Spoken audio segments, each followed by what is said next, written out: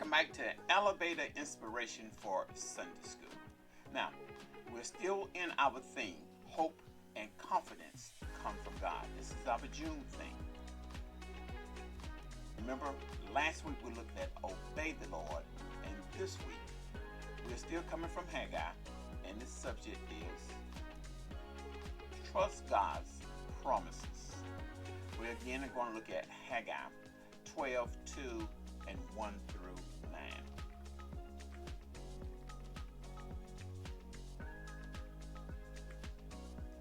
Now, my opening question is this. In your opinion, why does God place a priority on obedience? Why is there a priority on obedience? Now, we have 4 outlines, and then we're going to end with our lesson learned. And our first outline is obey the summons. We're looking at only one verse, which is the 12th verse. Notice now I highlighted the word Zerubbabel, who this message is directed to. So it says, Then Zerubbabel, son of Synthiel, and Joshua, the son of Josedek, the high priest, with all the remnants of the people. I highlighted the word obey. Obey the voice of the Lord their God. In the words of Haggai the prophet, as the Lord their God has sent him, the people did fear before the Lord. So my takeaway is the direction is first to the leadership, Zerubbabel, and then the high priest, Joshua. And then he says, obey the voice of God.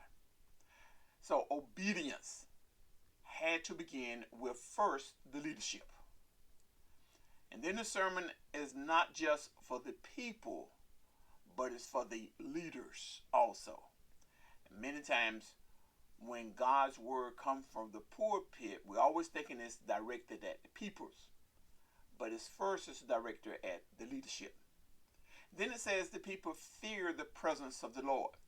So that fear of God prompt obedience. And when we think of fear, we're not talking about being scary, but we're talking about reverence. Reverence and recognizing that God is judge, who deals with us righteously. He's the judge, and he deals with us righteously.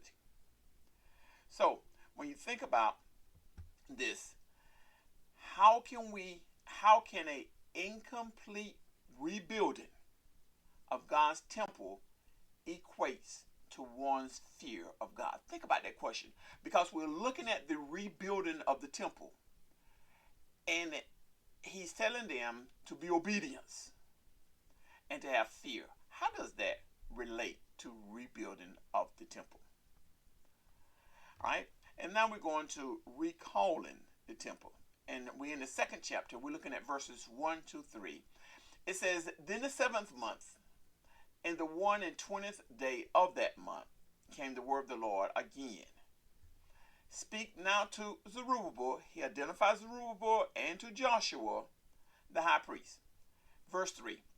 I like this verse because it says, Who is left among you that saw this house in its first glory?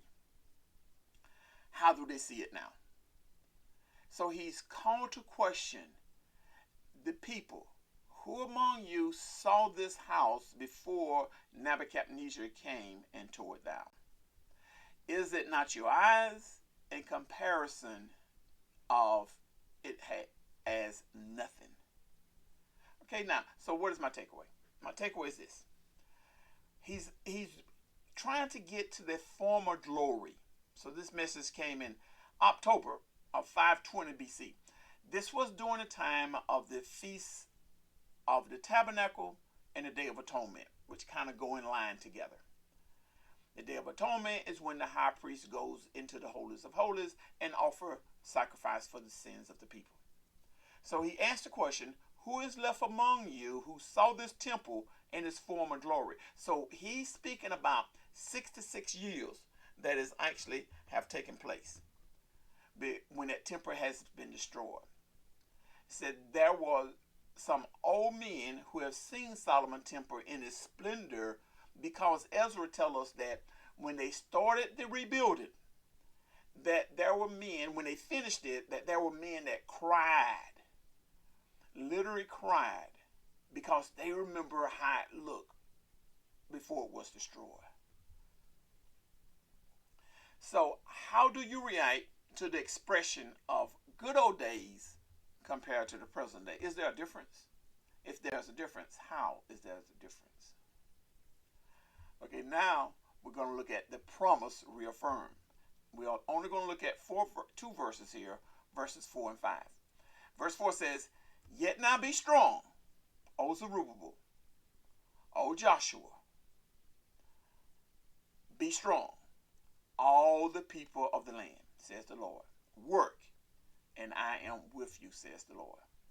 So notice the word, be strong to the leadership, be strong to the people, I am with you. And then he says, according to the word I covenant with you when you came out of Egypt, so my spirit remaineth among you, fear ye not. Be strong, work, and don't have fear about the task that you are entering. That's what he's telling them. So what is my takeaway?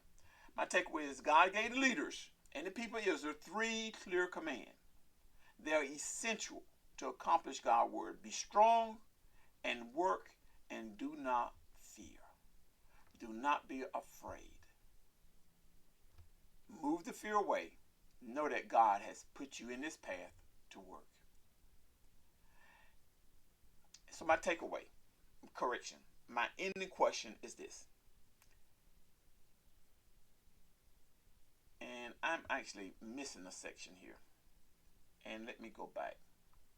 Okay, I want to go back to splendor. Okay, I'm sorry. I don't want my ending question yet. Let me go here. Splendor, the new prophecy revealed. Verse 6 says, For thus says the Lord of hosts, yet once it is a little while, and I will shake the heavens and the earth and the sea and the dry land. A little while, and I'm going to shake it up. And then he says again, I will shake all nations, and the desire of all nations shall come, and I will fill the house with glory, says the Lord of hosts.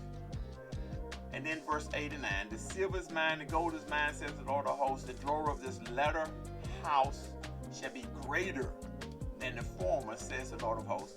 And in this place will I give peace, says the Lord of hosts. He does a prediction. This is a new prophecy here.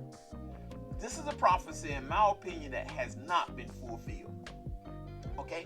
Because I believe this prophecy is going to be fulfilled. Again, John talks about it in Revelation. God was using the rebuilding of the temple to prepare the hearts for his people for the indwelling of the Spirit. Because in Revelation 21 and 22 it says, and I saw a new temple. Correction. I saw no temple. When he see New Jerusalem, and when there's a new earth and a new heaven, and when New Jerusalem ascends down, there is no temple therein. For the Lord God Almighty and the Lamb are the temple of God. In other words, he's taking this description here to prepare their hearts to dwell in the presence of God, to dwell in the presence of Christ. That's my takeaway from that. So now I'm going to go back to that question, and I think it's here. And is it here? Yeah. No, it's not here. I'm sorry. Let me go here to this question, and it says, if this statement is true, how can you quantify or measure it? Now think about this. If this lesson is telling us to obey, if we demonstrate our love for God in return for obeying his word and living out his commandment, how can we qualify it? How can we quantify? How can we measure that? Okay? And that's the lesson for today. Think about that. Now let's jump into the lesson learned. What did I get from this lesson? Okay? Now, remember now, he's talking to the post-exiled. So, the rebuilding of the temple by the post-exiled Jews remind the present-day believers that heaven is a place of pure worship. And that's what he's trying to get them to understand. He's trying to get them to understand that to be in the presence of God, there's pure worship. So the things that distract us in worship, the building, the music, the custom, etc., will no longer become barriers. Because when we have pure worship, we're going to be right there in the presence of God. We're going to see God the Father and God the Spirit. And our focus will center totally on the person we worship. No distraction. And the person we worship is the Lord God Almighty and the Lamb, who is Christ Jesus, who enable us to be there. So my thought to remember is develop a practice of obedience. Think about that. That's what this lesson is about. So develop a practice of obedience. Verse 9, which was our focus verse, the glory of this latter house shall be greater than the former, says the Lord of hosts. And in this place will I give peace, says the Lord of hosts. Do you have peace? Are we worshiping God purely? Is our hearts and mind prepared to be in his presence? We have to start now. We can't wait until then. I want to end in a word of prayer. Dear Heavenly Father, we thank you for providing for our every need. And we praise you for being a God who cares about his children, because you sent your son. You sent the Lamb of God to redeem us back. So we ask that you help us to see how you provide for us right now, and that we can put our whole lives, not just part of it on Sunday, but our whole lives into your care. In Jesus' name we pray. Amen, amen, and amen. Hey, this has been great, you all. I have before you have a Cash App. You can donate and give to this ministry. Hey, if you like what you're hearing, give me the thumbs up. Okay, and if you haven't subscribed to this channel, I ask you to please subscribe to it. Thank you, and as I always say, see you